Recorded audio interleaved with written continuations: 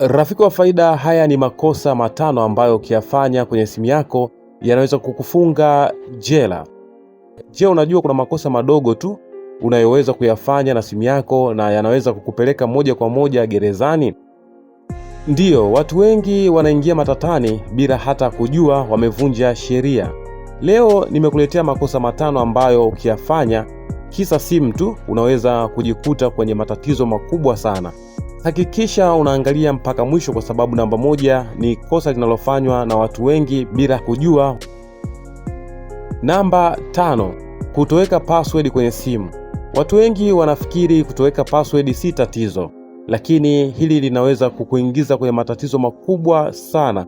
Kwa mujibu wa sheria za nchi mbalimbali ikiwemo Tanzania, kutoweka password kwenye simu ni kosa kisheria. Adhabu yake unaweza kulipa fine au kufungwa.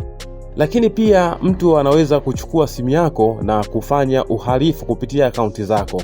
Mwisho wa siku ushahidi utaonekana umetoka kwenye simu yako. Basi jambo la msingi ni kwamba hakikisha unaweka password kwenye simu yako. Usalama wa simu yako ni usalama wako pia. Namba 4, kufuatilia mawasiliano ya mtu bila ridhaa yake.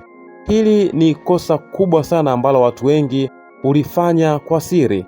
Kuingia kwenye WhatsApp ya mtu, kusoma SMS zake, kurekodi calls au kufuatilia location bila ruhusa kunaweza kuhesabika kama uvamizi wa faragha.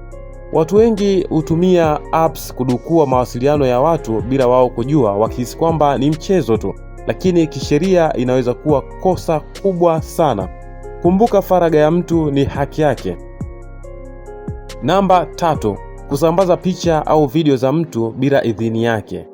Unaweza kufungwa kwa kusambaza picha, screenshot au video za mtu bila ruhusa yake. Watu wengi huforward vitu kwenye magrupu bila kufikiria madhara yake.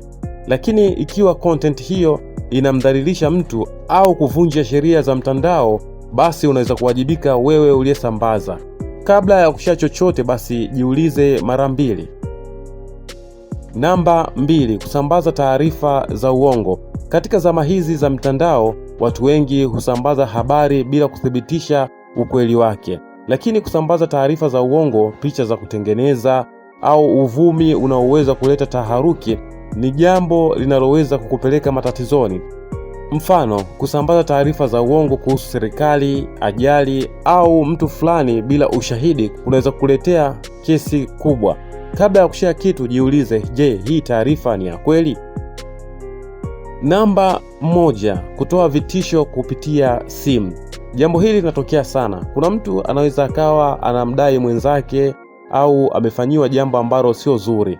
Anaamua kumpigia simu au kutuma ujumbe wa vitisho au hata maneno makali akidhani atapata haki yake, bila kujua kwamba kutuma ujumbe wa vitisho, matusi au maneno ya kumtisha mtu kupitia simu ni kosa linaloweza kusababisha akamatwe. Hata kama alikuwa ana hasira au alikuwa anamtania, meseji yako inaweza kutumika kama ushahidi dhidi yako mahakamani.